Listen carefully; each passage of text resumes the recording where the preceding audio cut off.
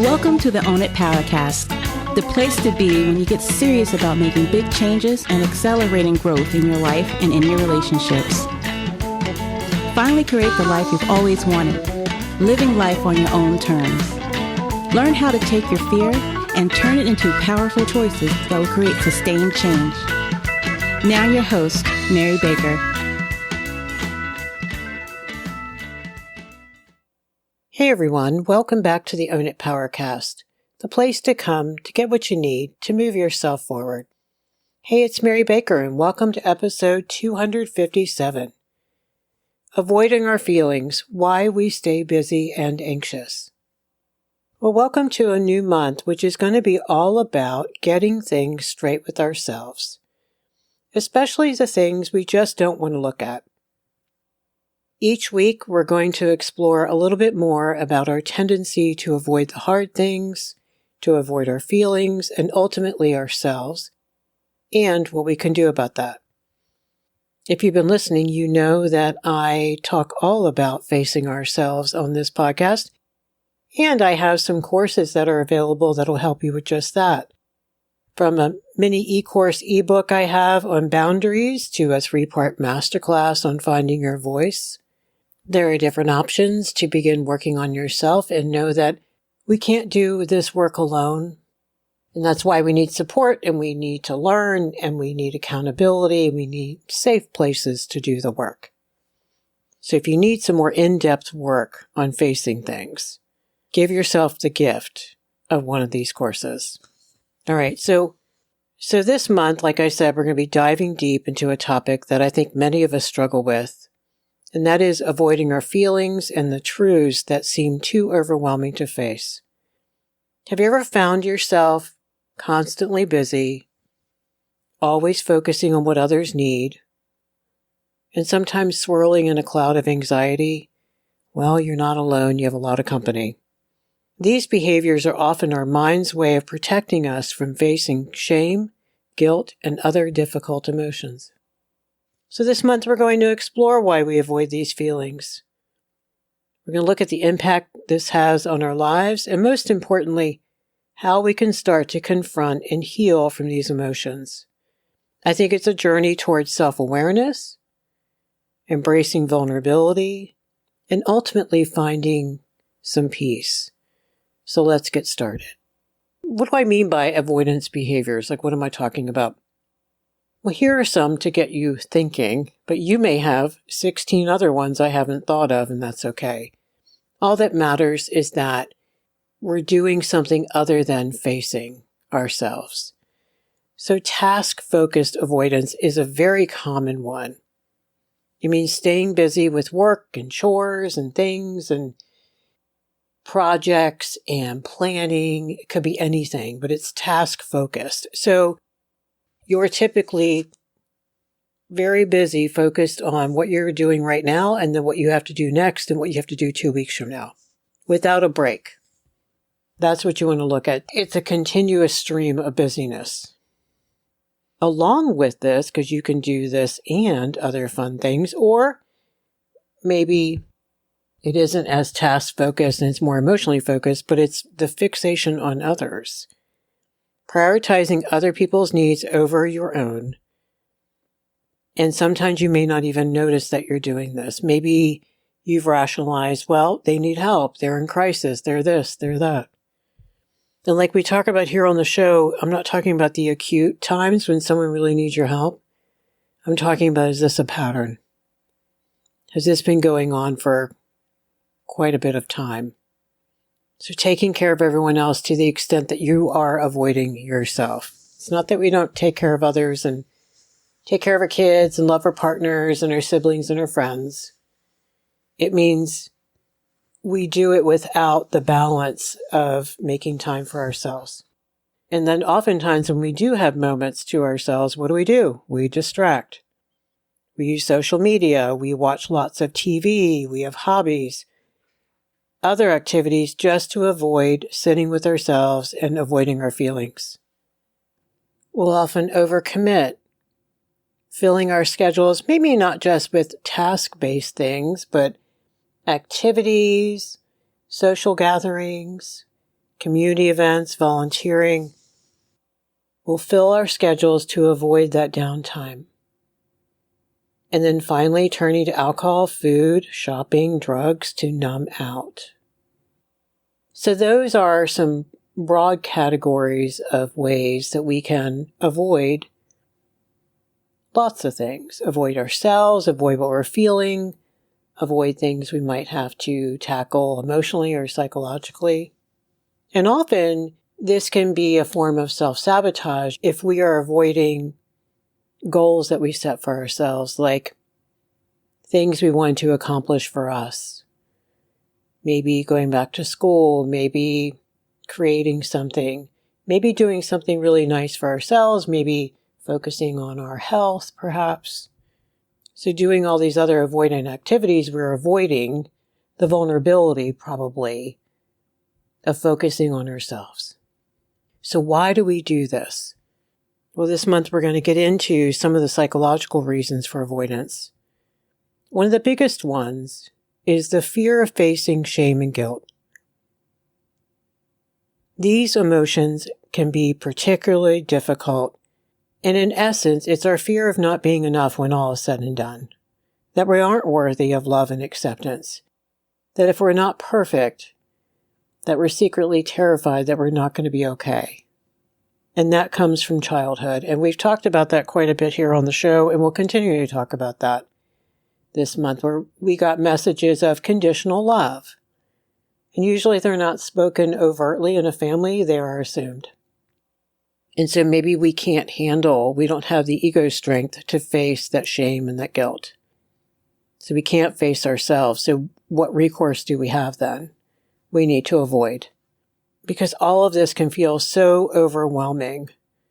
Especially certain truths have an overwhelming nature, and some realities feel too heavy to confront. Facing certain truths can feel like an insurmountable task sometimes because these realities often, I think, carry a weight that seems too heavy to bear. That's our perception, too heavy to bear. They might challenge our core beliefs about ourselves, about our relationships, or the world around us. For instance, acknowledging our past mistakes, personal failures, or maybe some deep-seated insecurities, those can really trigger intense feelings of shame, guilt, and fear. The emotional burden can feel so daunting that our natural response is just to avoid them altogether. We're going to seek solace instead in distractions and busyness. But we know that avoidance only prolongs our suffering because these unaddressed truths continue to influence our thoughts and our behaviors. That's the kicker. And they often lead to having more anxiety and that sense of disconnection from our true selves, whether we're conscious of that or not. It's there. This month, we're going to get into more of the conditioning from childhood to explore that a little more deeply, because I think it's something that takes people a while to sit with and to unearth, maybe what their personal story tells them about themselves. One of the things that we don't realize is that avoidance actually fuels anxiety. It doesn't help it. It only helps it temporarily, but then it makes it worse. Because it's like a quick fix that we use to sidestep uncomfortable feelings, but it often ends up fueling anxiety instead. Because here's the thing, if we consistently dodge our emotions and our truths, we then create a cycle where the underlying issues remain unresolved. And they are just going to continue to simmer beneath the surface. And this constant state of suppression, I think, can lead to a buildup of tension and stress. You can't relax. Your mind is perpetually on edge because it's anticipating the resurfacing of these buried feelings because it knows they're there. And a big thing is the act of avoidance itself can become a source of anxiety because boy, do we spend a lot of energy in maintaining distractions and staying busy to keep these emotions at bay. And over time, what this does is leads to a chronic state of unease where those unresolved issues are open apps in your head. They're lurking in the background. And they create this low-level anxiety that is there that really affects our well-being. Because deep down we know it's not resolved. Think of the last time when you finally tackled something, you finally finished something, you finally wrote that email, cleaned out that closet, went through those taxes. It was not fun, but I want you to remember the relief that you felt when you finally did it.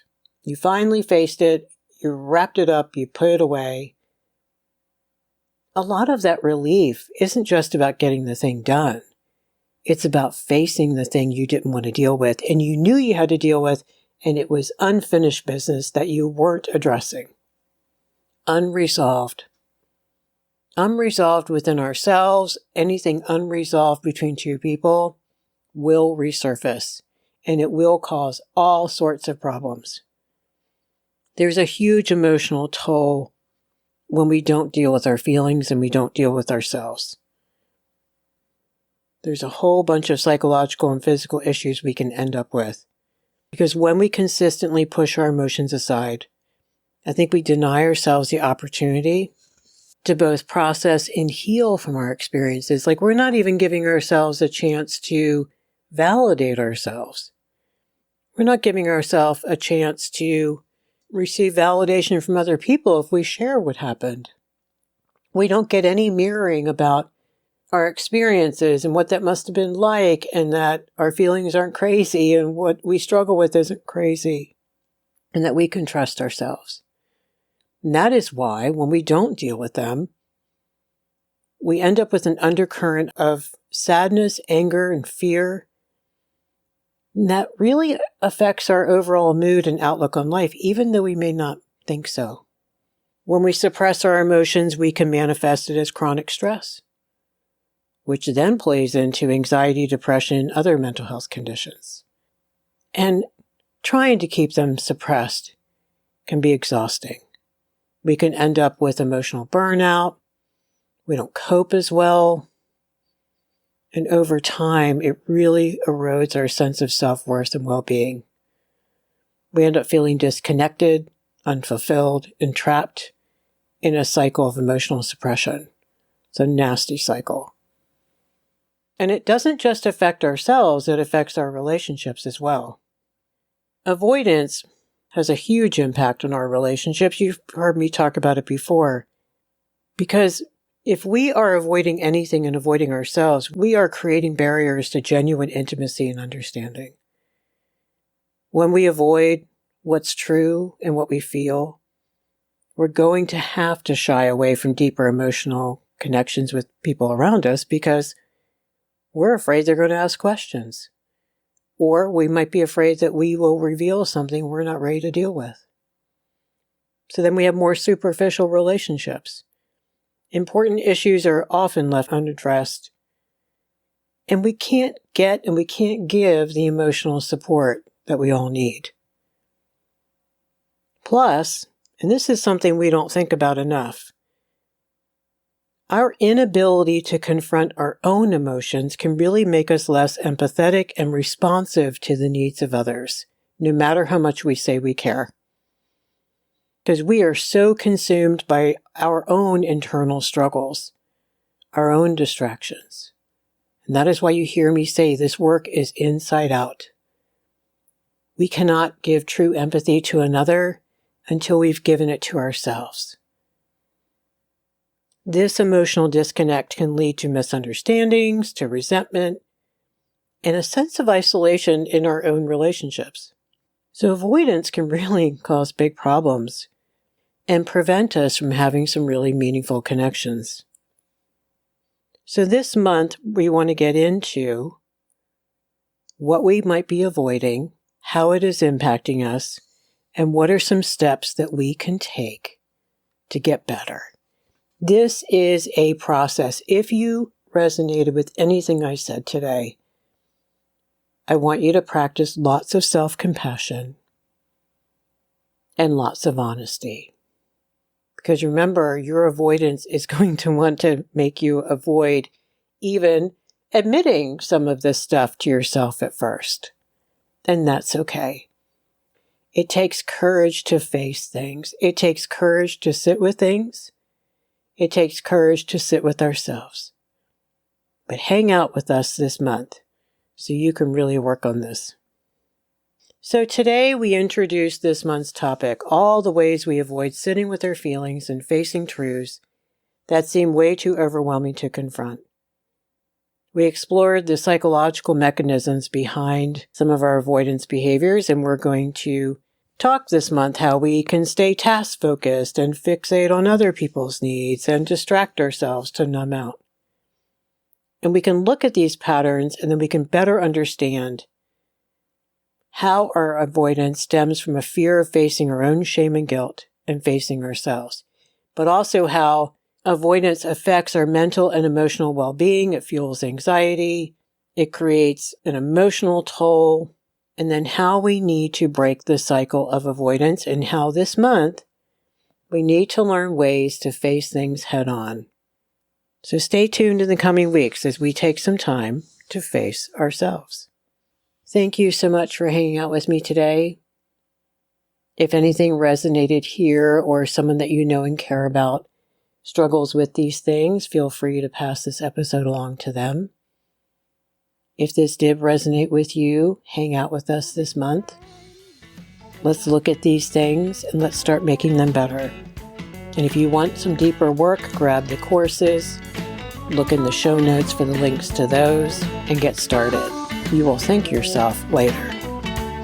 All right, so pay it forward, keep focusing on you, and I'll see you next time. We hope you took away some useful insights and tools you can begin using right away.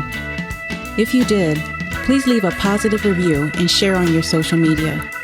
Because could you imagine if everyone in your life really got it together? Remember, own it now, so you can really own it later.